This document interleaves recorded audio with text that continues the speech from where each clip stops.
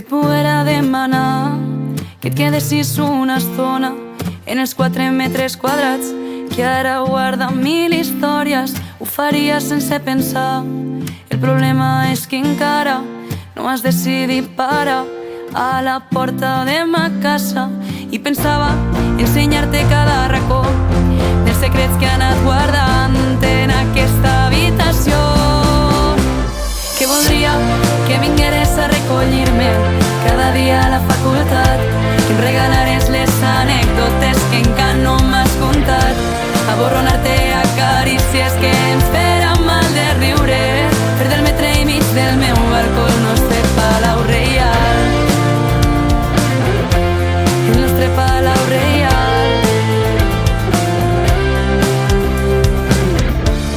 I em sap tan greu saber que els camins avui se separen i que em sento tan perduda si no ets tu qui m'acompanyes. No trobar-te en altres cossos, no sentir les teues mans, suplicar-te d'amagades que no sigui això el final.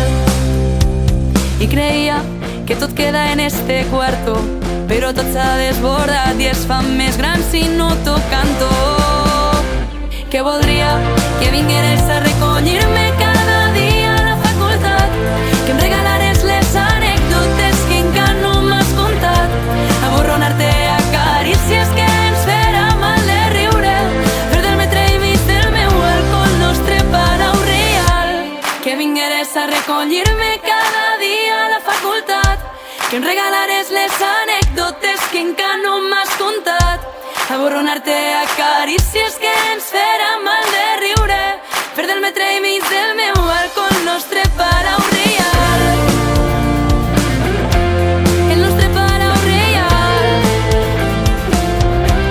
el nostre palau real, el nostre palau real. Però tot s'ha quedat en el no res, alguns li diuen quasi algo, i jo he preferit quedar-me al metre i mig del meu balcó.